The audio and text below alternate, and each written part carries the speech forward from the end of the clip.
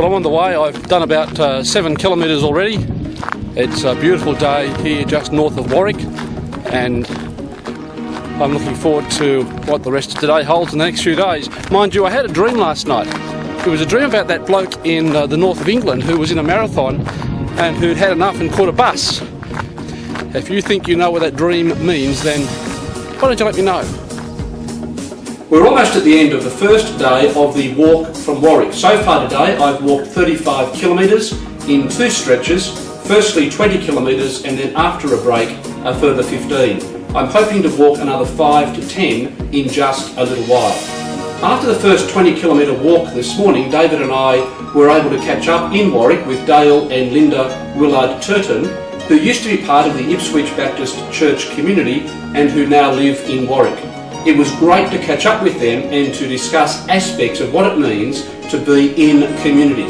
They say they miss the Ipswich Baptist Church community very much, and it was good to catch up with them.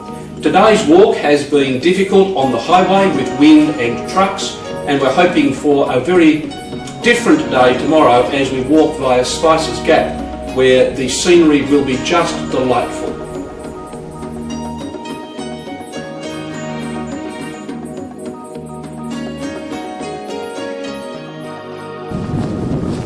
Well, it's day 2 of the walk from Warwick, and we've started at the beginning of Spices Gap Road.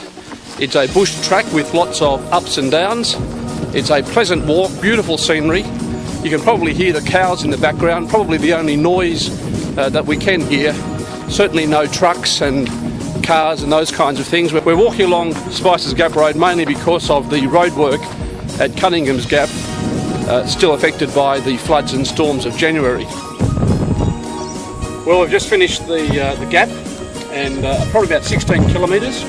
It was a difficult but very pleasant walk, and as we went across the range to see some of the sites of early settlers, people who put roads across where nobody else thought the roads could go, it's very much thank you to the National Parks for letting us take David's vehicle through, and it's taken us almost 3 hours to do that 16 kilometres, so it was slow going, but a very pleasant day, and still feeling relatively fresh.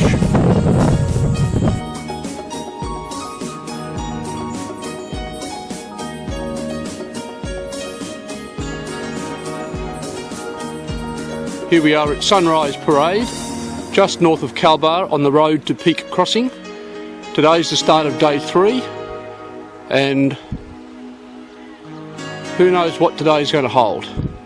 As we pan across to the east, we see that this is an appropriately named street, because over here, over my right shoulder, the sun has risen and is presently behind some trees and some clouds.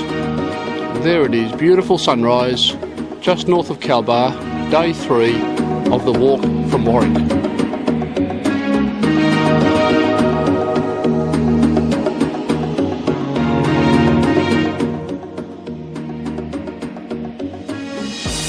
Well, here I am on day 3 on the road between Calbar and Peak Crossing. It's only yesterday that we crossed those mountains, and now I've done just on 100 kilometres.